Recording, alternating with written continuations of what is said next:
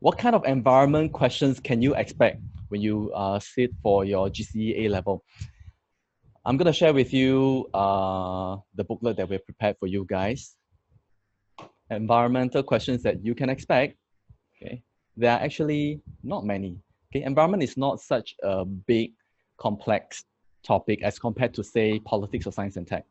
Okay, some questions that you can expect. I think the main one, okay, about priorities. No, now environment is only one of the problems that we are facing. No, what about other problems? Okay, which one? How do we prioritize?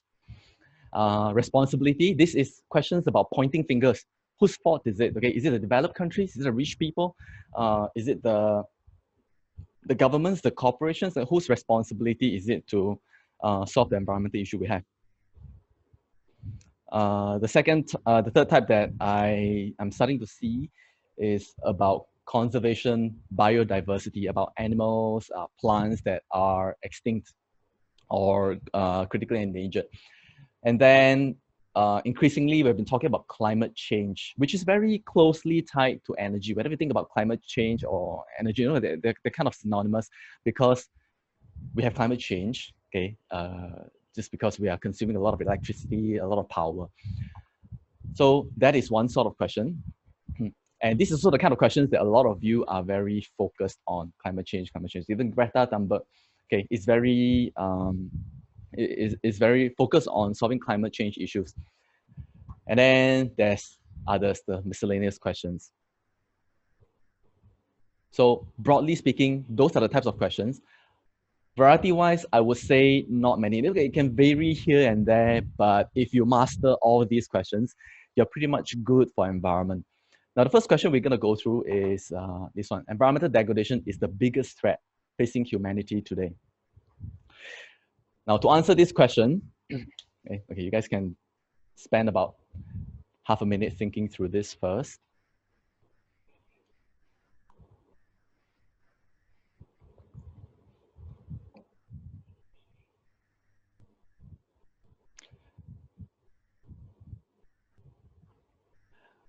Okay. Let me share with you, very important, take note. I'm going to share with you two very important things about tackling environment questions. This question asks you for environmental degradation. 99% of students will write essays on climate change. Now, climate change is not the only environmental issue facing us. So when you're given the question, there's not specific climate change. They tell you environmental degradation, environmental problems.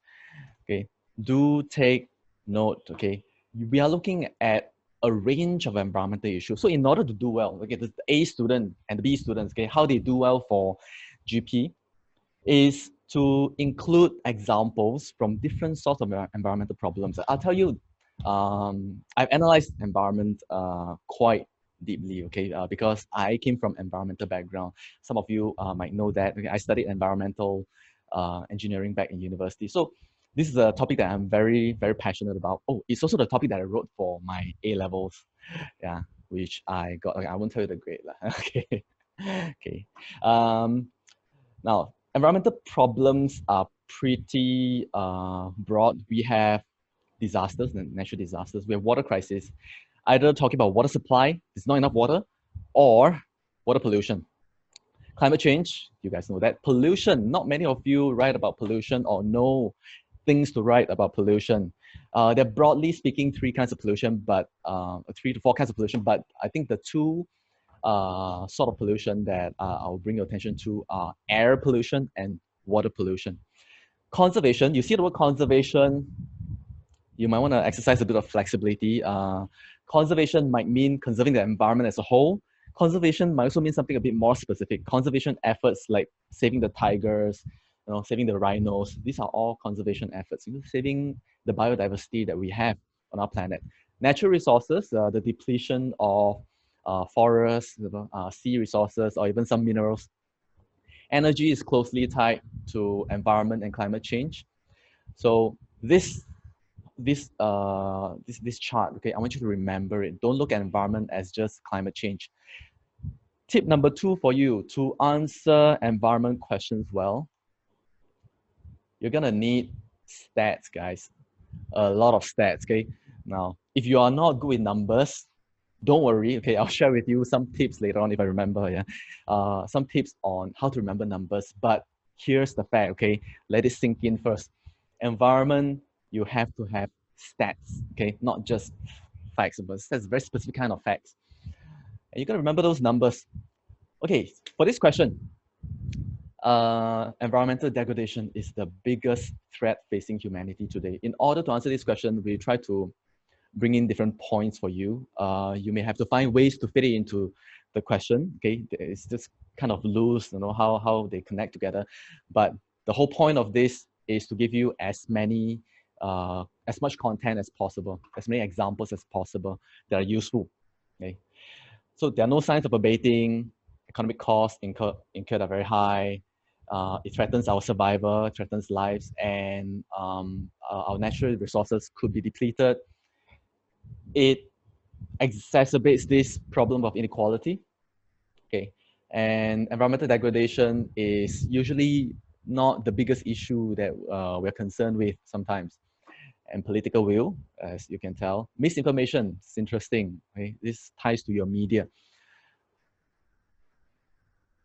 The first point, there are no signs of abating.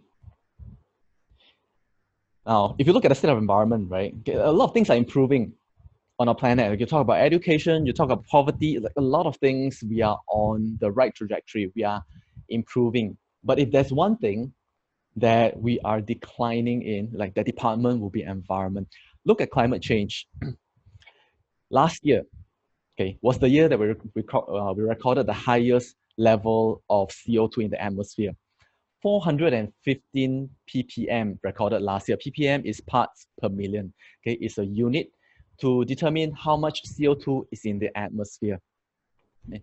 All this happened ever since the Industrial Revolution. So CO2 level, greenhouse gases have remained kind of constant until the Industrial Revolution started. Industrial Revolution was a period, like a golden era for technology. That was also the era where when human beings started burning coal for power. No longer did we have to rely on our muscles or animals to drive certain machineries. We can use coal to power machinery. Now that period of about 100 years happened between 1750 and 1850. Now if you have trouble remembering the number, 17 and 18, okay, when you enter J1, a large number of you are 17, right? Okay, when you enter J1. And then you're turning 17 at least. And then when you're in J2, you're turning 18. So that's how you remember 17, 18, J1, J2. Okay, add a 50 behind it, boom, that's your period of Industrial Revolution. Yeah. Now, before Industrial Revolution, what was the level like? Okay, it was 180 to 290 ppm, parts per million. Okay, we now know that this CO2 and a lot of greenhouse gases, they trap heat in the atmosphere. So CO2 is the biggest determinant of how hot we're gonna get. Hydraulic fracturing. Just now, you guys, a lot of you got this correct. I'm happy to know that. What's hydraulic fracturing? Now we extract oil from the ground. Most oil can be traditionally can be extracted if you just drill down through the Earth's crust. And then when you get past the permeable, in some sort of impermeable layer, okay, you hit an oil, like a reservoir. So it's like a pool, okay? And then this drill, right, this thing will extract the oil upward. That's how it brings the oil from the ground to the surface. Because there's a reservoir of oil available. It's pretty much like how you stick your straw into a bubble tea and then you drink it from the straw. Same thing. But then not all oil nowadays we found, okay, is trapped in a reservoir form. There's a lot of oil in the world that is trapped inside rocks, like they're trapped within like pockets within rocks. These are organic matter. It's more like instead of like drinking from bubble tea, it's more like a lemon, okay?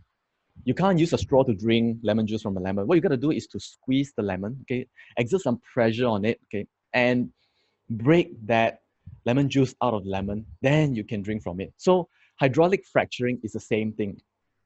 To squeeze the rock, what we do is we inject fluid into the ground at such a high pressure that the rocks break. There's a lot of fracturing going on, okay? And then once there's some, once the rocks break, okay, then the organic compound, the oil, can be extracted. So that's hydraulic fracturing. The problem with this process of breaking the rocks is this: when you break the rocks, it can also induce earthquakes. In 2018 and 2019, okay, there were two major earthquakes in the United States, in Texas and Oklahoma. Okay, they are pretty medium magnitude earthquakes, and they were actually caused by hydraulic fracturing activities in United States. Okay. Now, another thing to note about hydraulic fracturing is this: traditionally, people talk about peak oil, like we didn't have enough oil. But right now, the world is facing another issue. There is too much oil. If you've been following the news, oil prices have been declining over the years. One of the reasons is because we have new techniques to extract oil. Okay, we no longer have to rely on oil reservoir. We have other sources of oil to tap on. Okay, hydraulic fracturing. There you go. Yeah. A lot of you have phones, and you might realize that your phones, after about 3 to 4 years, they start to slow down. This was not the case for, I would say, electronics many years back. Nowadays, makers of electronic products, or even any sort of products, they know that in order to get you to buy more, they need your devices to be to last for a short time. Not too short, but short enough, after maybe 2 or 3 years, to make you think that you need a new phone. iPhone itself did that. iPhone, okay, did something rather unethical. They built in some sort of obsolescence. After a couple of years, your iPhone will slow down a lot, to the extent that you feel, hey, I need a new phone right now. Now, that is not an accident. That is not always because your phone is getting old. It is because the company or the manufacturers, they have built in these features, okay, to slow down the performance intentionally. That leads to this. That is also kind of like a result of this buy and throw away culture that we have today. And that, two issues here. Okay, one, waste disposal. Second thing is that we are consuming more and more resources in order to build all these new devices. Okay, so these are the issues that we have. There are no signs of abating. Things are getting worse for the environment. Next, environmental degradation threatens survival. Okay, we're not just talking about phones and things like that. We're talking about human lives that are being lost. If you've been following the news during like maybe November, December last year, Australia was going through a huge crisis. It was the wildfire in Australia. It wasn't set by human beings, okay? It was because there was a very long period of drought in Australia. And the season was so dry, so hot, that the forest started catching fire. A huge area of the Australian forest was destroyed. It was estimated that 1.25 billion animals have died. Okay, I'm sure you've seen videos of how koala bears who were like half burned, were scorched. They were crawling out from the fire, and then volunteers try to rescue as many koala bears or animals as possible. 1.25 billion animals. Okay, there are only 7 billion human beings on Earth. Okay, this is just in Australia alone. That's a lot. 33 people have died in this fire, and 2,000 homes destroyed. So the damage to human and the environment itself is huge. The worst thing is, by the way, when forests catch fire, it releases CO2 into the atmosphere, which further aggravates the problem. This is what we call a positive feedback loop. Okay, it gets worse. Because it gets worse, it gets even worse by itself. Okay, the cause becomes the effect. The effect becomes the cause. Okay, just like keeps feeding its loop. That's how certain problems in the environment keep accelerating. Okay, climate change is one of them. Okay, climate change has driven 20 million people out of their homes over the last decade, last 10 years. This created a problem what we call climate refugees. Learn this term, climate refugees. Is something that is being widely discussed nowadays. Oh, who are the people who are suffering? The poor and small nations, some island nations or some low-lying nations, they suffer the most. In times of hurricane, okay, when there's a storm or there's a flood, right? These are the areas that tend to go first. And a lot of people, they're starting to realize, hey, my house used to flood once every like 5 years. Now it is flooding every year. That tells you something is wrong. Okay, sea levels rising, the incidences of freak storms, hurricanes are increasing because of climate change. Slowly but surely, okay, the water level is going to come to their house and they can no longer live there. So this displacement of people is what leads to this climate change refugees. The bad thing is, who are the ones who are going to be affected? Not the people living in like developed countries or rich cities, affluent cities. It's usually the people living in poor nations areas and areas that are kind of torn by conflicts even. And another issue is this: if you go to maybe places that are very cold, you don't find mosquitoes over there. Have you ever realized that? You don't find mosquitoes in like cold Siberian climates. Okay, mosquitoes are a feature of the tropical warm climate. If you have a warming planet, the area that's gonna be warm is gonna start to expand. Right. I have my tool ready. Okay, the tropical area is where mosquitoes create a lot of problems. But now this area, the warm area, is gonna expand further and further. If you can see, okay, it's gonna expand, and more areas are gonna be affected by anything to do with mosquitoes. Okay, mosquito, the biggest, the most dangerous animal on the planet. Okay, more people die from mosquitoes than any other animal, than shark attacks or tiger attacks or whatever sort of attacks. What sort of disease are we talking about? Zika, dengue, malaria. The incidences is going to go up.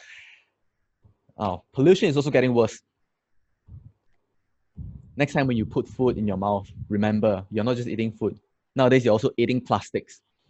Microplastics, okay? Now, plastics can biodegrade. Yes, in the environment, they can. They just take a pretty long time. But when they biodegrade, what happens is the small, tiny particles of plastics, they end up in the food chain. They go into the fish, they go to the bigger fish, and the bigger fish, and the fish ends up like the food chain. Eventually, it ends up on your dinner table.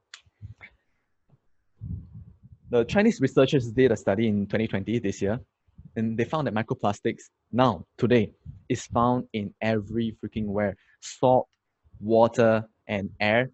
Guess what? It's even found in ice in the Arctic region, where it's so remote. There's absolutely, like, people don't really go there, but we still find traces of plastics over there, microplastics.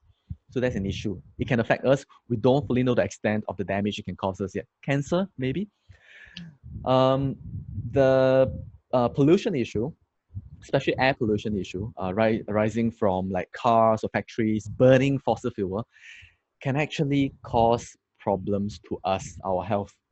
When companies burn things, okay, the nitrogen oxides, the SO2, not the CO2, this is all these pollutants that are toxic in nature. They end up in our lungs and they can cause lung diseases. They can cause diabetes. They can cause strokes. So all these things are actually linked to pollution. And I think one of the most important pollutants that we now have is particulate matter. PM 2.5 is the thing that you see whenever there's a haze problem in Singapore. It's so hazy, right? That's the particulate matter. Something that we are starting to see is also the effect of pollution on your mental well-being. You might think that it only affects your health, but it can only affect your emotion. Okay, there's a study which is kind of new. They're starting to see a correlation between nitrogen oxides pollution from cars, from factories, okay, and the episodes of psychotic experiences experienced by teenagers. So, in short, teenagers who live in more polluted areas, they tend to go crazy more often. Okay, so this is a new study. They're still trying to figure out like how this exactly works, but we are starting to see there are a lot of things that we don't know yet when it comes to pollution or environmental problems. Climate change can threaten the livelihood not of you, but of people who are living in, say, Africa. Why?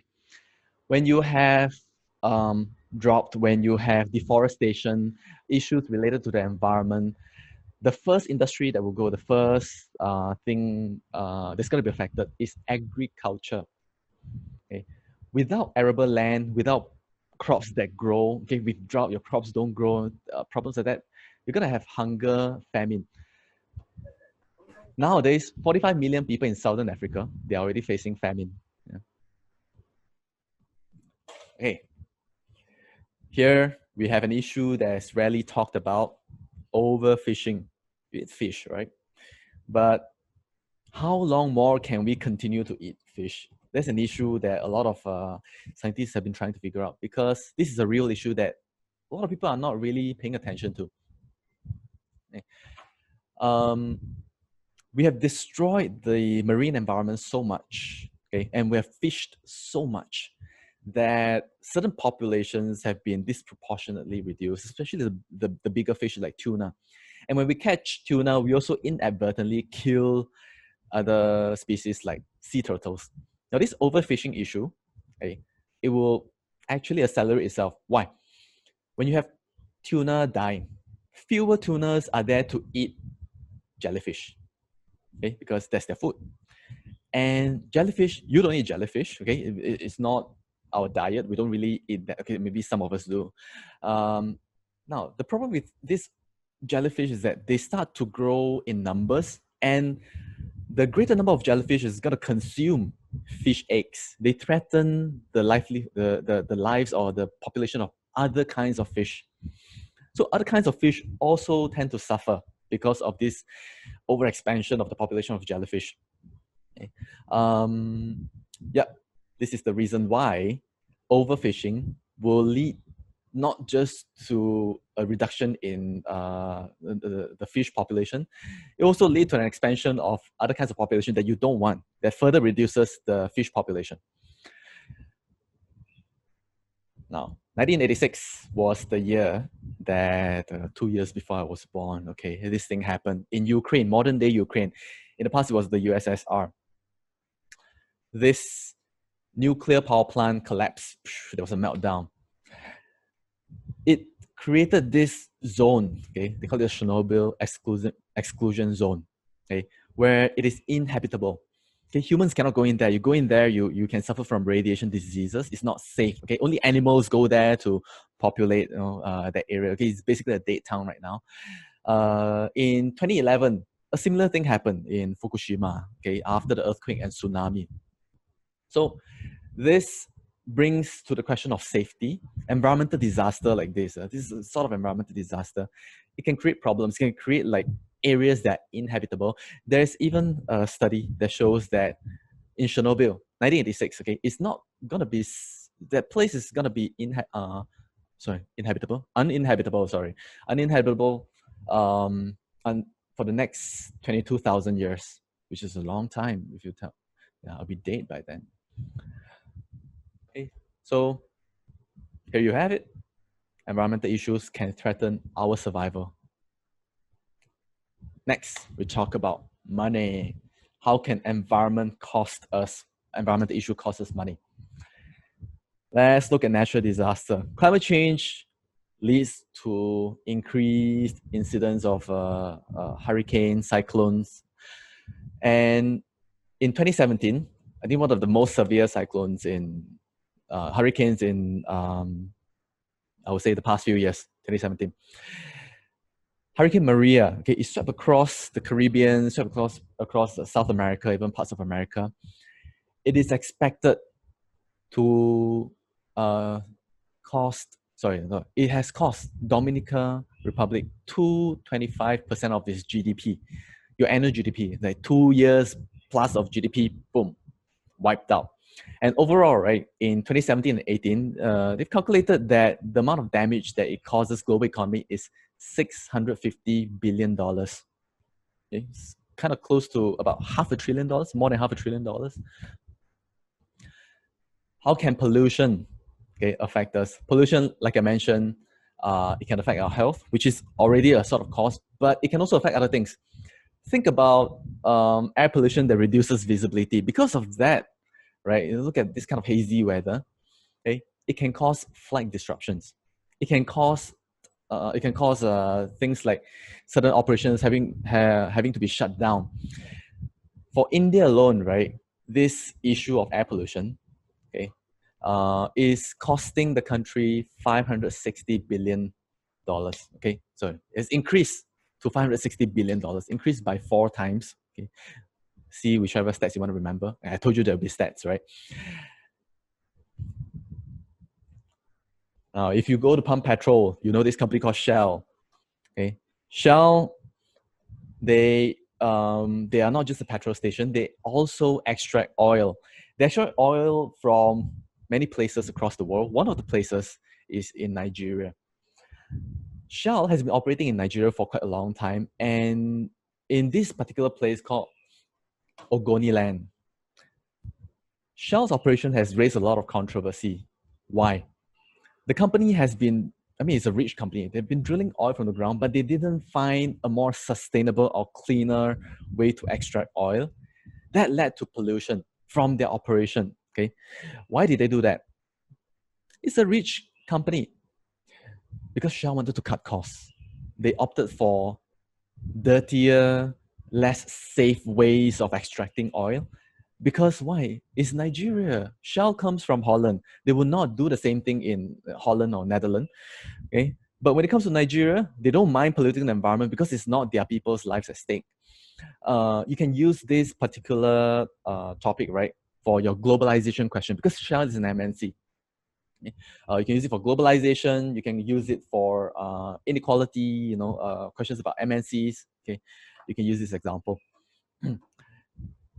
At least 10 Ogoni communities, for them, the level of contaminants in their drinking water has been so severely contaminated that if they drink it, they can fall sick. How many people have been affected? Okay. No, sorry, not say that here. Okay. 8 cm of refined oil floating on groundwater. Okay, that is how the water gets contaminated because they can't drink the groundwater anymore. Okay, so economic costs, here you go.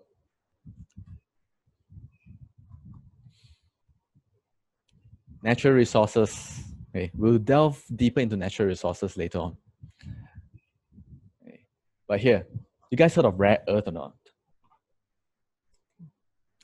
Now, again, rare earth. What do we need it for? We need rare earth for things like your phone and all that. Okay, rare earth itself is not something you can use, but there are a lot of rare minerals in rare earth that can be extracted to be used in a small quantities in your phone. So like these are minerals that I don't even know. Okay, it's part of your periodic table that the part of the periodic table that nobody looks at.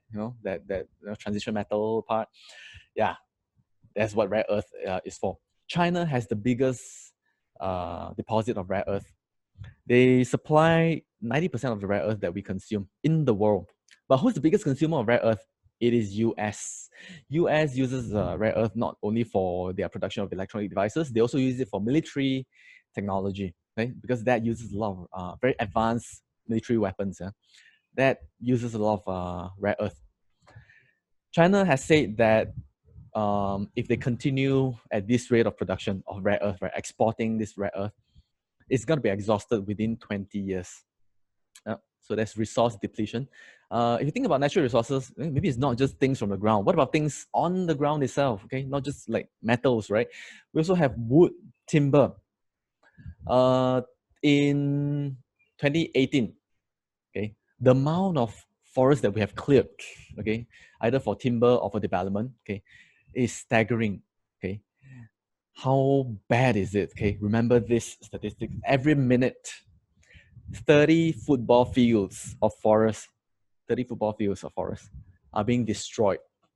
Okay, so that's the issue. Okay, forest serves quite a number of significant, how do I put that? It has great contribution to us, mankind. Okay, firstly, it slows down global warming because it is a carbon sink itself. It takes in the carbon dioxide so that we can continue to pollute in some ways. Secondly, it's also important to biodiversity and the habitat of a lot of animals. Sand is also running out. Surprise, surprise. Where is sand running out? UAE. UAE is somewhere near Saudi Arabia. Okay. Now you might think, hey, UAE, bloody hell, you have nothing but sand. You're a desert, man. Like, why do you run out of sand? You ran out of desert? Here's the thing. Desert sand is not the same as the sand that you can use for construction.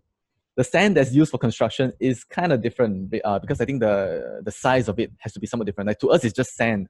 But if you look at the more microscopic level, the size of desert sand is probably not right for construction purposes.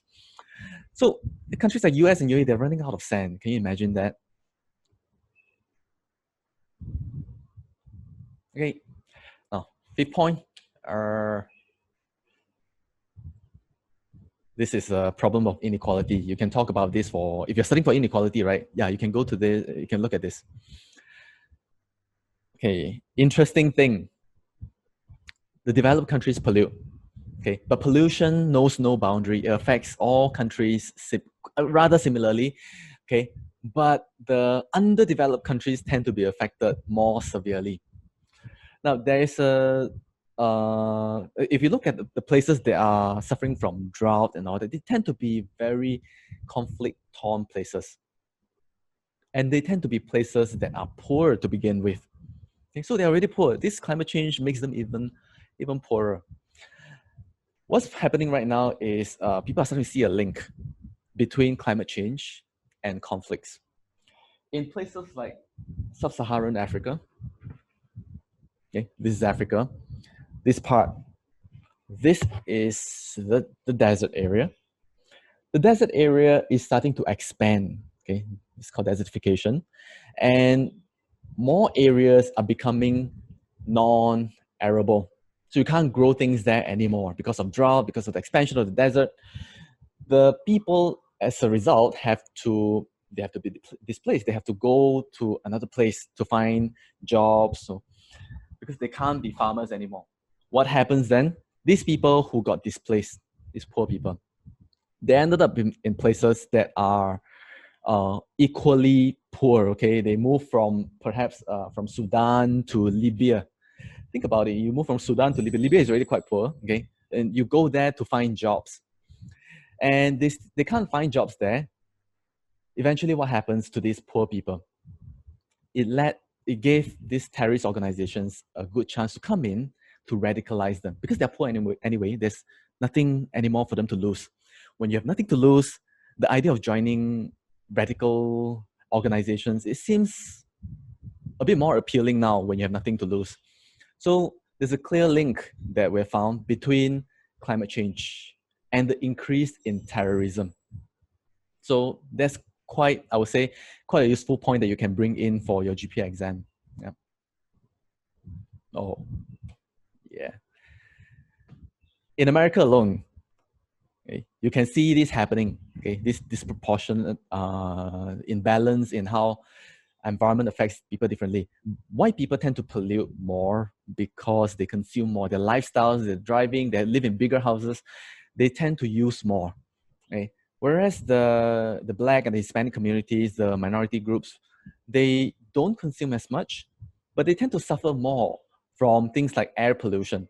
Okay, it's probably because of sometimes because of the diet, sometimes because of the place they live in. They tend to suffer more. Now, we see this not just in climate change, right? Recently, if you guys have been following the news, we see that in America, the people who tend to die or suffer from the COVID-19 pandemic, okay, disproportionately, they are not white people. They are the Black and Hispanic communities. So yeah, I mean, if you ask me, in some ways, pollution and viruses, even pollution and viruses are kind of racist, you know. Okay, this point, we don't really care much about environmental degradation. Maybe there are a lot of other issues going on. The first thing, there has been a movement towards zero waste. Okay, I tell you, this person, right, they found quite interesting. Look at this jar. This jar is all the rubbish that she has collected over 4 years. That she has rather generated over 4 years. This tiny little jar. So everything she either reduce, I mean, she practices like everything like reduce, reuse, recycle. Everything in one jar, 4 years, okay? I think every day I generate about 10 jars of these, all right? Like in one day. So this zero waste movement is catching on in some very small communities, small groups of people, but is it catching on in like most people? I would say most people don't care enough yet, right? It doesn't have enough impact on us yet. We know that this is doable, but our mentality, our culture is just not there. Germany, okay, they are pretty environmentally conscious, you would say that. But even then, in Germany, okay, people know that they need to save the environment.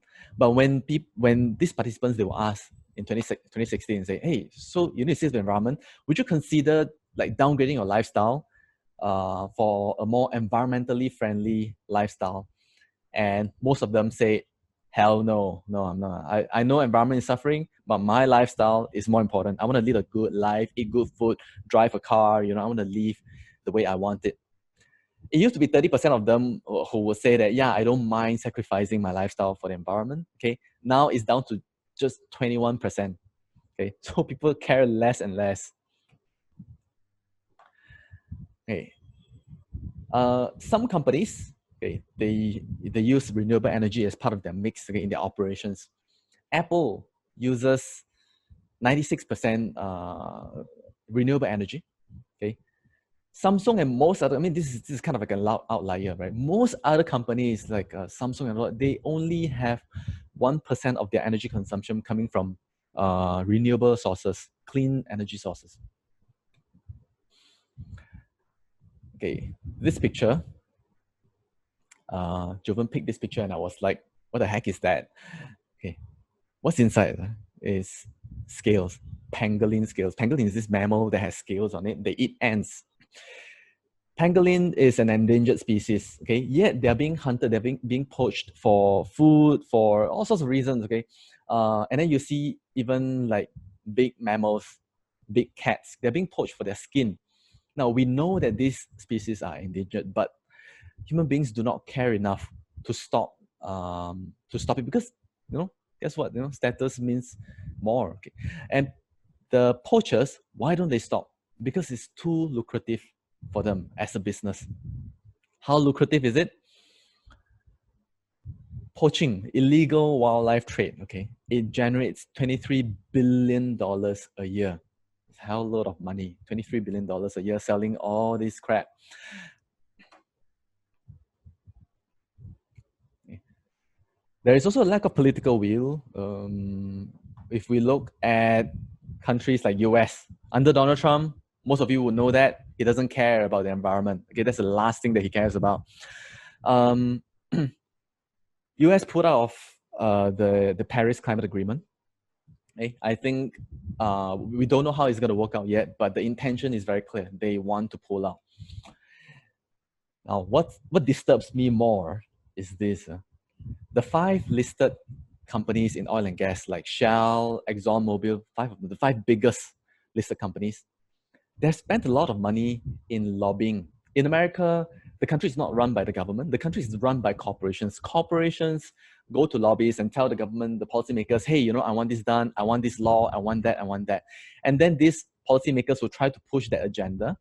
And they're being paid to do that. Okay. In some countries call that like kind of consider that kind of corrupt, but in America it's perfectly fine. How much have these companies like Shell spent on lobbying? On average, they are spending $200 million a year to lobby to block policies that can tackle climate change because they want to continue to secure their operations. They want to make sure they have their income, their revenue every year. So they will do that, okay, at the expense of everyone else. Okay, okay, I'm going to skip some points, okay, because of time. In India, the water level has become so low that you can see this lake Okay, this is before, this is after. Okay, it's depleted. If this was a weight loss program, it's highly successful. But this is a water loss program, okay? You see, water has, in India, people rely on groundwater to survive. Now, when they try to dig the ground, right, they no longer find water. There are wells, they have to keep going deeper. And there's only so deep they can go, you know. So as a result, these people, they have run out of water in Chennai in India. What do? They have to wake up at 5 in the morning, walk like kilometers from their village to the slightly more urban area to collect water, like here, over here. So they have to walk to collect water. Now, what is the issue over here? Don't they have pipelines? Here's the problem. The Indian government failed in several ways. The first one, failure to make sure that, you know, the water resource is conserved. Okay, they just allow the groundwater to be pumped like in whichever way people want. And factories have been building over water bodies. They've been extracting water and they're not recycling the water, okay? They take the water, they pollute it and then they dump it into the river, okay? Causing the water to be undrinkable. And the government is not doing anything about it. So I would say that is kind of like a governance failure. Okay. Lastly, misinformation. This kind of ties to your media. If you are watching YouTube and all that, once in a while you come across stupid things like 5G causes coronavirus infection. That is misinformation. Okay, I would even say fake news. Now, a lot of companies, they have the intention to stop misinformation. Like Google, Facebook, they don't want this to happen because they know that misinformation is bad. But on the other hand, they don't have enough power to stop it, okay? Because they're afraid that they'll lose user base sometimes. So they're always trying to strike a balance, like how much do we censor when it comes to fake news, falsehood. So YouTube, Facebook, they are all facing this dilemma. Twitter, especially in recent news, if you guys are following, they are trying to stop the spread of fake news, kind of for the first time. How does that link to environment though? One of the things that's stopping us from caring about the environment is some people still do not believe that climate change is real. Okay, in places like America, a large portion of them still believe that there's no global warming. In fact, there's global colding. Donald Trump said that, I think about 2 years ago. He said the weather was getting colder, not warmer, because there was a huge cold snap somewhere in America that year. So, okay, that's stupid if you ask me. Okay, thank you. Thank you, guys. The next question. Okay, let me try to break this down for you first. Share with you a tip, pay attention over here. When we look at questions like this, how effective have our efforts been in doing whatever, okay? Okay, how effective? Okay, you got to look at two things in your examples. You got to look at what we have done, whether it was successful or whether it was unsuccessful. So the kind of facts that you require is a little more, I would say, complex, because you need two things, like what have we done? Was it good or was it bad? That makes this sort of questions quite difficult to do. But nonetheless, we're gonna try this. Okay, I purposely picked quite a difficult question so that there's a bit more for you to learn when it comes to examples. So I'm gonna break this down into different kinds of environmental issues. So just now we talked about, okay, tell me guys, what are the environmental problems that you know besides climate change? Okay, type it in the chat. Yes. Yes. Pollution, energy. No more? Ah. Wow, thank you. Yes. Resource exploitation. Yes, fantastic. Okay, good. This is forestation, conservation, overfishing, extinction of animals, pollution, energy. Yeah, there's so much more than just climate change. But we're gonna start with guess what? Climate change. Okay, climate change. How have we succeeded? How have we failed? Now, this lady, okay, I believe a lot of you know her. Okay, she is the face of environmental protection. Okay, now honestly, before Greta Thunberg, right? If you ask me who's the face behind environmental conservation, I would say Greta Thunberg. And if you ask me, then what about before Greta Thunberg? I'll tell you, I don't really know. I would say she is the first one, okay, that the world recognizes as a face, like a hero or like a champion for the environment. Okay?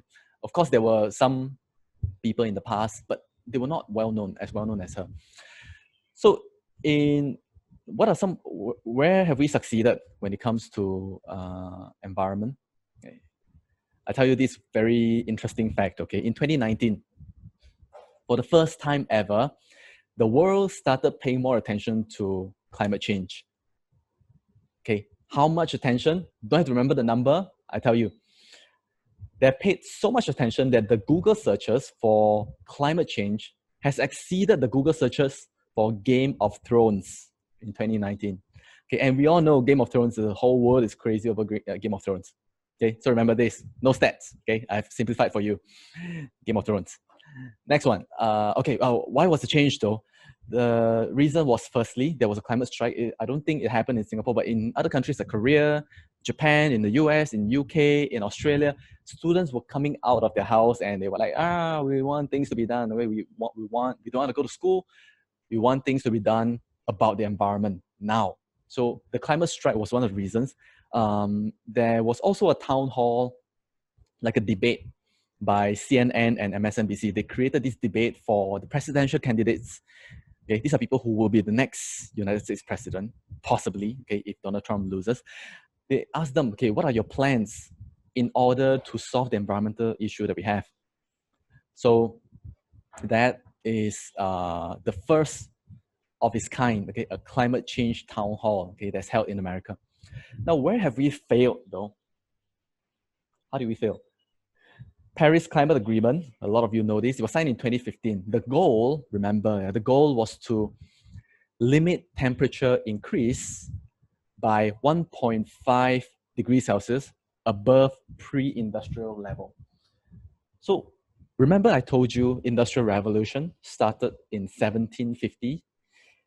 Now that was the pre-industrial level. Before 1750, the world was at a certain temperature. We want to limit that increase in temperature below 1.5 degree. We haven't increased by 1.5 degree yet. Okay, but how much have we increased? Okay, the goal is 1.5 degree, but we are already at 1.2 degree. We're only 0.3 degree more. Okay, how hard is it to create 0.3 degree addition? Okay, you put your hands together, you rub it like 20 times. Okay, that's the amount of temperature increase, I believe. Okay, so that's very, we are so close to the point that we can't return anymore. That is how we have failed as a world. A lot of countries, they have set targets. Okay, so the Paris Climate Agreement, they say, okay, each country, you are free to set whatever target you want, how much carbon you want to cut down. Okay, this much, this much, this much.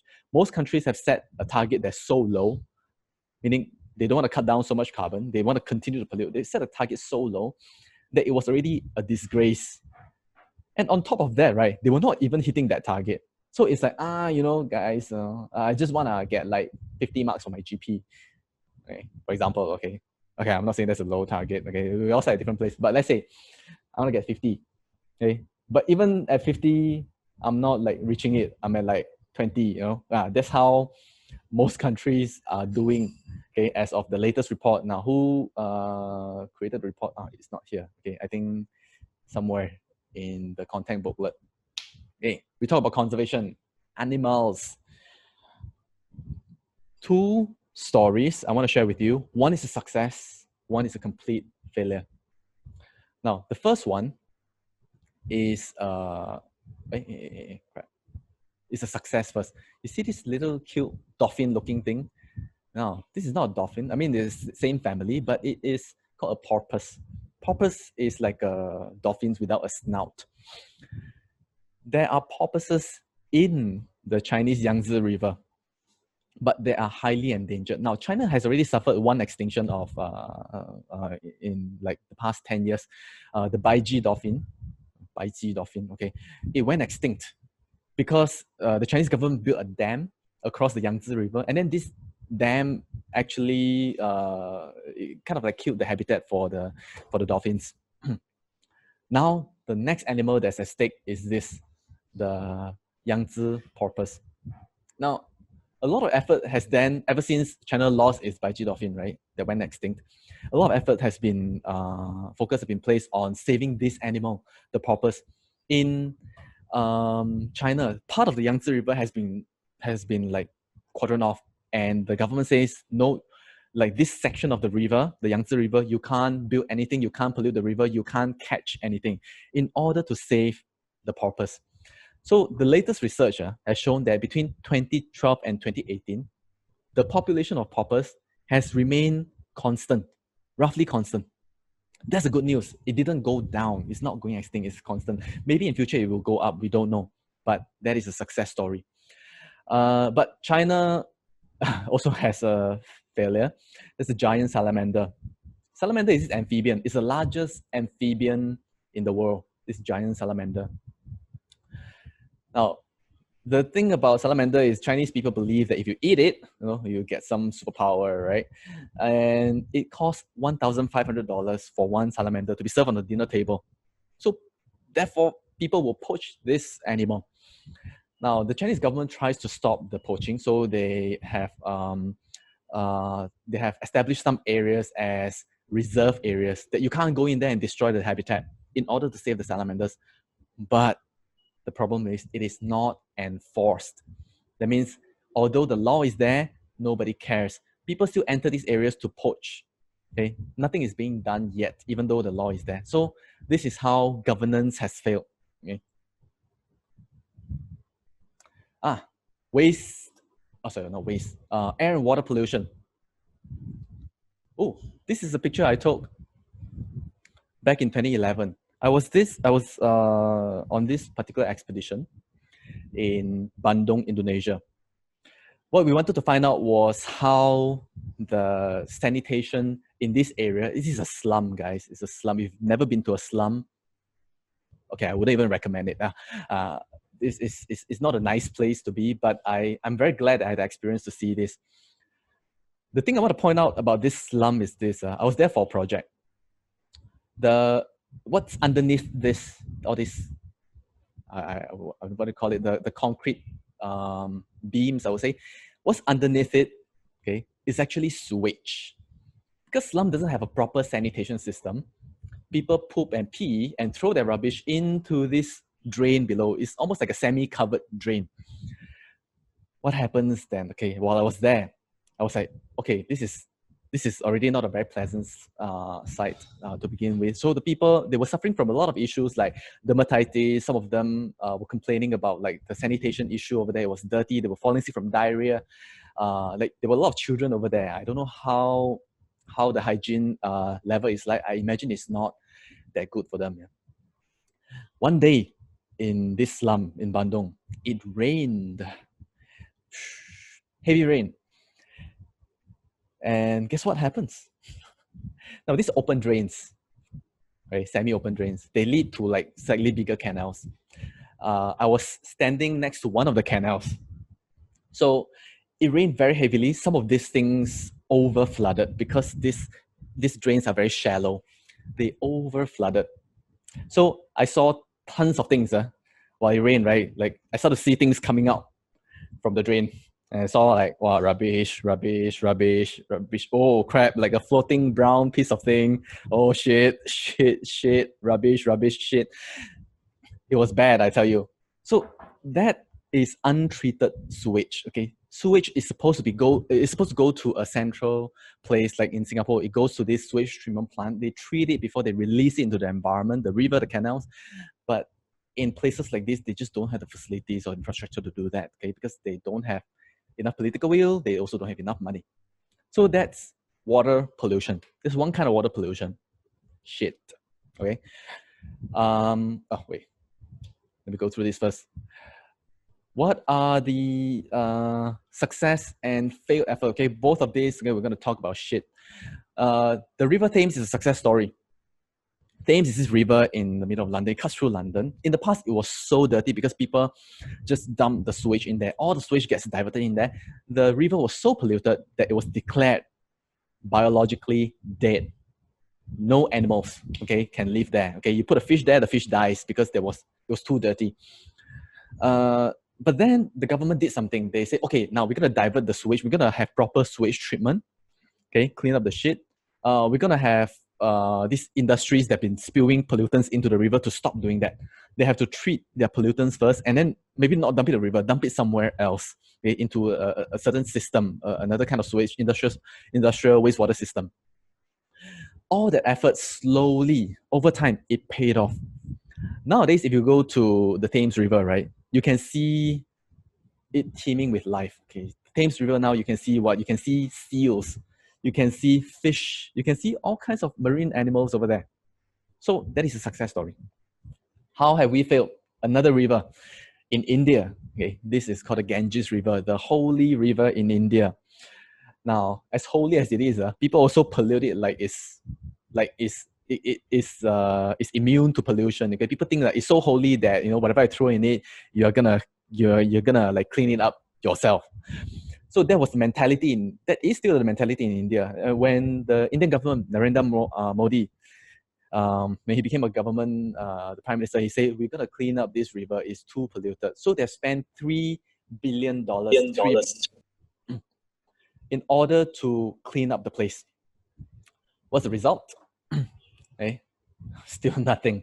People still throw rubbish in the river, and I tell you what, people are throwing not just rubbish or wastewater or sewage, they are throwing dead bodies into the river. Now, in India, there's a culture that says that, belief that says that if you get cremated, okay, the ash spread across the river, right? The person will maybe reach a certain level of spiritual, whatever, enlightenment, perhaps. I don't know. But a lot of these ashes are not fully burned. So the deceased, the dead people, they were only half burned. And the remaining body gets dumped into the river. Last year, people found a lot of skeletons inside the river, like full skeletons. Okay, it's still in a pretty good shape. Okay, maybe like a slightly incinerated. That's it. That has led to a problem. A lot of bacteria starts to grow in the river. The Ganges River is responsible for a lot of waterborne diseases like cholera. Okay, cholera. You get it, you get diarrhea. Lao sai for days, and diarrhea, which is a leading cause of death among children in India. Now, we talk about plastic pollution. Guys, maybe we will end at like 35 or 135. We talk about plastic pollution. So in India, okay, people are becoming more aware. They say we're going to stop the use of plastic. So what are schools doing? Schools are starting to reward kids for bringing plastics to school. Okay? How? They make it a collection. They make the collection as like a school fee. So you don't have to pay me school fee. You just bring me like rubbish, like plastic rubbish. So the kids will be more motivated to pick up rubbish. So that's one of the success stories. Okay. The failure. Okay, I'm gonna skip this one for now. Okay. Okay, natural resource. Now, when you think of natural resource, I want you to think this. Okay, please note this down. Natural resource, think of overfishing, think of deforestation. Okay, can I think of these two things? So, firstly, deforestation in Brazil. Okay, because of illegal logging, a lot of land has been lost. Okay, so you can see these stats here. Okay, illegal logging has destroyed more than 9,700 square kilometers of the Amazon rainforest. Amazon rainforest is the carbon sink of the world. Okay, now this is a 30% increase. Okay, since 2007. So the amount of logging that we're doing is increasing. So this is one of the stats that we have. The person to blame is this guy, okay, the Brazilian president. Okay? He has been very slow at acting. the current Brazilian president. In fact, there were even people, the people who are, I would say, the forest guardian. These forest guardians, they are indigenous people. They try to protect the forest. They try to stop illegal logging in their areas. But the illegal loggers, they are kind of mafias, you know. The illegal loggers have been murdering the forest guardians because they want to continue to cut down trees. They want to continue making money from the forest. So bad. In Brazil, it's just bad. Okay, so that's in Brazil itself. Next, the Green Wall project in sub-Saharan Africa. Now, the desert, like I say, is expanding. How do you stop it? You create a band of like trees. You plant a lot of trees here to stop the forest from expanding. It has been pretty successful. 15% of the Green Wall is done. Okay, mainly in Nigeria, Senegal, and Ethiopia. Okay, so eventually, when the Green Wall is done up, right, we can stop the desertification. Did I say desertification earlier? Yeah. Stop the desert from expanding. Now, other success stories. Success stories. Now, just to talk about Amazon, how it's failing, right? But globally, deforestation is still happening. But here's the thing. It is bad, but it's getting slightly better. You can use it as a rebuttal. Okay, those of you, my students, okay, rebuttal, remember. You can use this as a rebuttal, like a reversing trend. The rate of deforestation is slowing down actually. So that's a good sign, okay? Although it's not perfect, but we're seeing like a glimmer of hope. And what are some of the failed efforts in overfishing? The world's ocean, part of it is declared as marine protected areas. You can't go there and fish. Part of it. How much of it? 1%. Okay, 2%, sorry. 2% of it is declared as marine protected areas. This is to allow the fish population to kind of recover in that area. Okay, you don't want to kill the fish before they can grow into adults. Only 2% of the ocean is protected, but the worst thing is only 1% is a no-take zone. A no-take zone is where fishing is totally not allowed. So some areas you can still fish, but with some regulations. Maybe you can only fish on certain days, or maybe you can only use nets of a certain size. You know, that means 98 to 99% of the Earth's ocean, you can fish whatever you want. You can catch whatever you like. There's no wonder that we have this overfishing problem. Eventually, it will threaten our food supply. Okay, in maybe 20 years' time. Water issue. Okay. Singapore has been trying to tell people to conserve water because our water resource is very scarce. Okay, we rely on Malaysia, and we want to cut that reliance. We have started this smart shower program. So basically, the government installs these smart meters in the house to tell people how much water they're consuming at any point in time. And that actually encourages people to take showers maybe for shorter duration or to conserve their water usage. Okay, when they see that, you know, what is causing the spike or the increase in water usage. Okay, I'll pick some questions that are more universal first before I go into the specific ones. Hey, how to choose the best points to use in an essay or AQ? Sometimes my teacher says they are not very convincing. Your points are not convincing for a couple of reasons, okay? There are many reasons, okay? To be convincing, there are a few things. I give you 3 tips, okay? Firstly, your example, does it even answer the question? If it doesn't answer the question, that means you lack proper example, which is why I always say this content is king. Content, you gotta have proper content to address all kinds of questions, okay? And try not to use examples that are kind of broad or kind of personal. You are at the level where you can think at a higher level, think from like the governmental perspective, think from the societal perspective.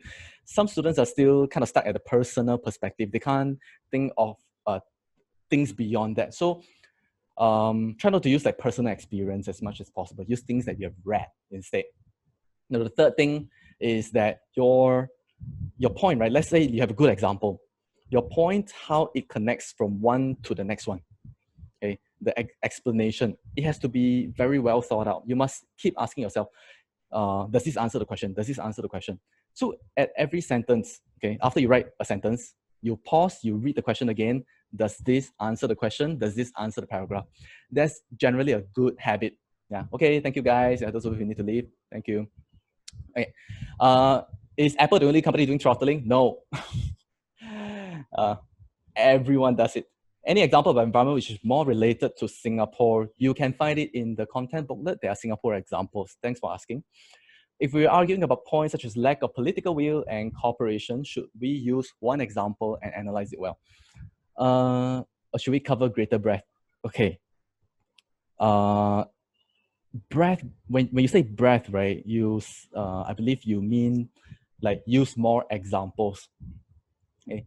I would say, okay, there's no right way to do it. Okay. You can either, okay, you can do a few things. First one, okay, you take one example. If the example you know so well, okay, even though it's one example, you can use it, like you can utilize it to its best. Okay, and the example itself, okay, can evaluate itself, you know, sometimes.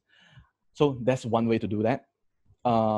Second way, if that example, you have a lot of examples, but like you don't know each of them like too deeply, okay, that's okay. Breadth is okay. Breadth is, in fact, in the Cambridge examiners marking scheme, right, they do want a variety of example. Now, the thing about breadth is this: you don't want to cover just one tiny little thing. You want to cover things from various areas, which is why I don't want you guys to just talk about climate change. I want you guys to also talk about your conservation efforts. I want you guys to talk about pollution and all of those things. So that's when we talk about breadth. It will add to the quality of your argument. This is my first year studying GP. I'm kind of bad at vocab, not a fan of reading. What to do? Vocab. Okay, I don't know how bad you are at vocab. We say bad. When I was studying, okay, my English wasn't very good in the past. Okay, it was only in JC that my English would reach a certain level that I was very confident. So what did I do before that? I had a book, okay, kind of like this. Okay, tip for you. Write down the words that you have encountered, especially when you're reading for your comprehension and all those things. You write it down, write down the definition. If you're more diligent, right, write down the examples given. So that was me doing it like a dumbass back in 2006. But nowadays, we have even better things. Right? You can easily use your phone and download this app called Merriam-Webster. Merriam-Webster saves all the words you have searched before, and it helps you with like revision. Like whatever you searched before, you just go to the tab called recent searches, and then everything you searched before, you can just revise it. If you're thinking about vocab, okay, vocab is important for a couple of things. One, to impress the examiner, but I don't think that's the most important part. The most important part, right? Vocab is for your paraphrasing for paper 2, not really paper 1. For paper 2, you need to learn to paraphrase. So every time you learn vocab, learn in a set. Don't learn, today I learned one word. No. Learn that word and like the surrounding synonyms for that word. Just learn your whole set. So everything you store together. So when you want to elicit the vocab, it'll be very easy for you. Will you be sharing the slides? Slides have been shared. If you have issue, please text me. It's been emailed to you. Okay. Can I fake example and stats if it sounds convincing enough? No. Okay. No, cannot fake it. Yeah. In fact, even if you fake it, there's a high chance that you may not know how to fake it. Okay. Examiners can smell through examples. All right. No. Please boost your content. Content is king. What do you think about huge amount of spend on conserving panda, saving many important species? Or what do I think? I think saving panda is more of a political thing than an environmental thing. Okay, so yeah, I think no, in life there's balance. We gotta try doing. It's panda again. Oh, okay. So I think, yeah, pretty much. Okay, we don't want to just save pandas. We want to dedicate some money into saving the salamanders, the porpoise. Thank you for your questions. Okay, that is all from us. If you would like to find out more about us, feel free to text us. Unfortunately, we couldn't accommodate everyone. So I will send the recording over to all of you. Okay, we'll put it maybe on YouTube. Okay, thank you guys. That is all from us. It was a pleasure having you. For those of you who are coming from education, we'll see you next week. Yeah. Bye-bye.